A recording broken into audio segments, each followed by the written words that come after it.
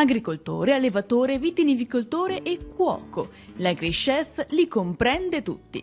Cura la terra tra orti e vigneti e gli animali di corte, tutto in maniera sostenibile rispettando l'ambiente, e poi ne esalta profumi e sapori attraverso i fornelli.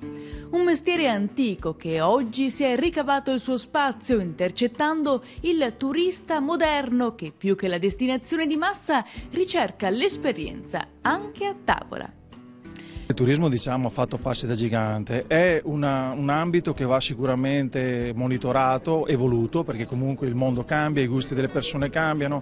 Oggi si è passati da un agriturismo con piatti proprio semplici, quindi la classica fetta di salame, a piatti anche abbastanza, come voglio dire, elaborati, sempre sulla base e sullo spirito che rievoca quelle che sono le tradizioni agrituristiche, quindi l'utilizzo dei prodotti propri in una chiave, diciamo, nuova, innovativa. Vuole valorizzare queste nostre perle il contest nazionale AgriChef Festival, ideato dalla CIA, Confederazione Italiana Agricoltori. In Veneto ha trionfato Vicenza, che ora andrà alla finale ad Amatrice, ma vincitori sono stati tutti e 7 gli agriturismi, ognuno rappresentante una provincia. A colpi di pentole e padelle si sono sfidati all'Istituto Alberghiero Professionale Pietro d'Abano, ad Abano Terme, in provincia di Padova, sfornando piatti della tradizione rivisitati in chiave moderna. In pentola bolle l'oca, un piatto tipico della nostra zona, un piatto veneto, che sarà accompagnata con della polenta bianco perla tipo Piave, delle patatine e un po' di erba cotta per chiudere il piatto. Allora, noi abbiamo portato la nostra specialità, che è il musetto. Polenta brustoiata e musetto, e dopo farò un risottino col pastin e radicchio, ecco. Qual è il segreto per preparare un buon musetto? Bisogna avere dei buoni porsei, bisogna avere dei buoni maiai che mangia bene. I giudici hanno dovuto valutare ogni piatto per l'aspetto, la composizione, il profumo, la cottura, la piacevolezza e la sensazione. Un compito non facile di fronte a queste ricette gourmet.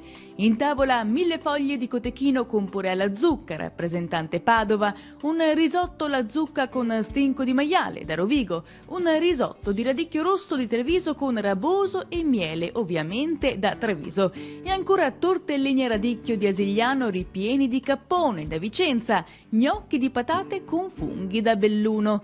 Come secondi, petto di farona al vino bianco passito da Verona e oca in umido con patate e polenta bianco perla da Venezia. Ricette della nonna rinnovate, filo conduttore, i prodotti stagionali di qualità siglati DOP, IGP, PAT.